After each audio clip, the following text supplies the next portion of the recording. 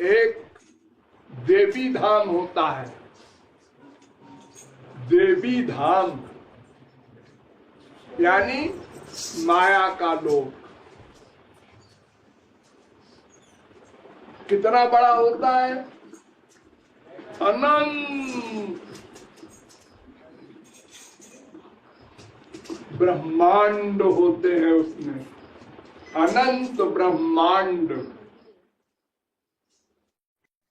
आप लोग जिस ब्रह्मांड में बैठे हैं, ये 50 करोड़ योजन का यानी 200 कोस यानी 400 मील,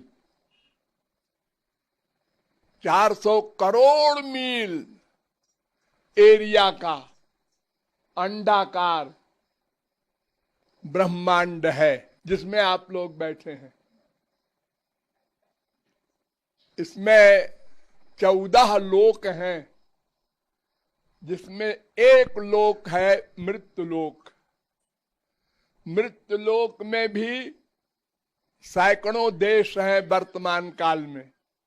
उसमें एक देश है भारत, उसमें एक प्रांत है ये आप जहां बैठे हैं। तो अनंत कोटि ब्रह्मांड है। ये जो संसार आपका है 100 देशों का, इससे बहुत बड़ा है सूरज, और 3 करोड़ सूरज का एक आकाश गंगा है, और अनंत आकाश गंगा है। उसमें इस सूरज से करोड़ों गुना बड़े बड़े सूरज हैं। आपका ब्रह्मांड सबसे छोटा है। ये चतुर्मुखी ब्रह्मा का ब्रह्मांड है।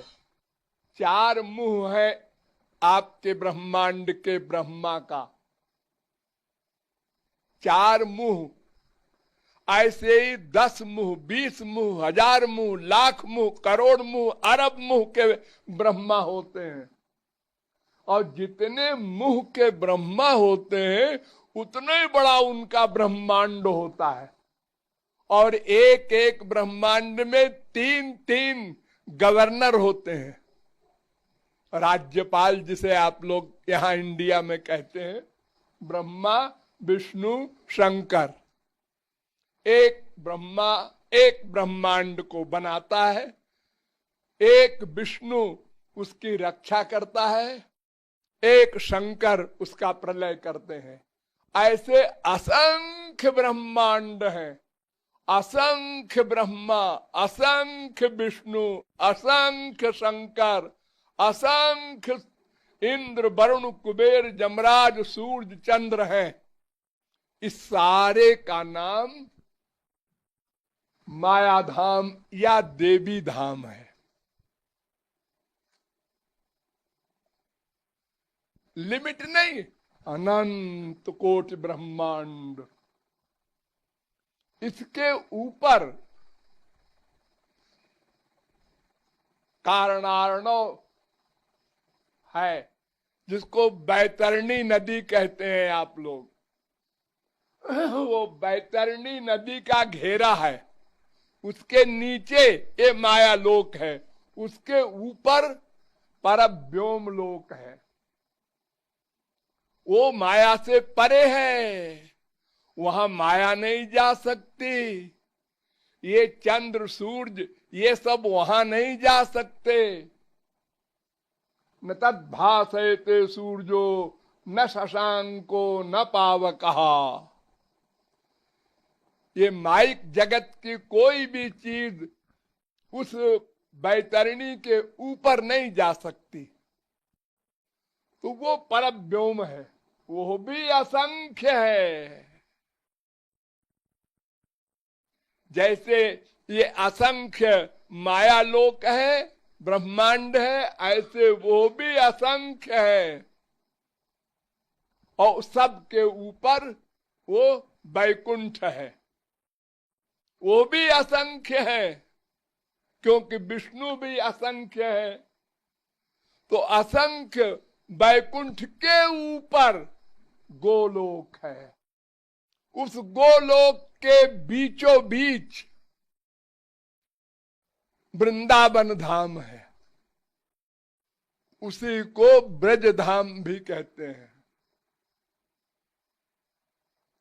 तो माया तो परव्योम में ही नहीं जा सकती, फिर उसके ऊपर वैकुंठ, फिर उसके ऊपर गोलोक, फिर गोलोक में भी सर्वश्रेष्ठ ब्रज धाम, वो हमको नीको लागे, वहां जाना चाहते हैं हम लोग। वो जगह है हमारी सबसे रसमयी। बड़े बड़े परमहंस वहां नहीं जा सकते, ये बैतरणी में ही डूब जाते हैं परम ज्ञानी परमहंस लोग।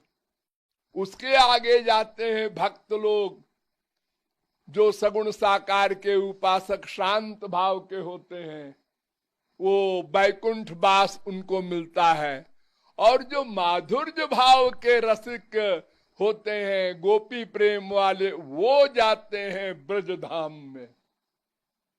जिन गोपियों का वर्णन आप सुनते हैं, ये वहां रहती हैं, वहीं जाना है हम लोगों को। लक्ष्य वही रखो, चाहे 50 जन्म लगे, जहां चीज मिले सबसे ऊंची।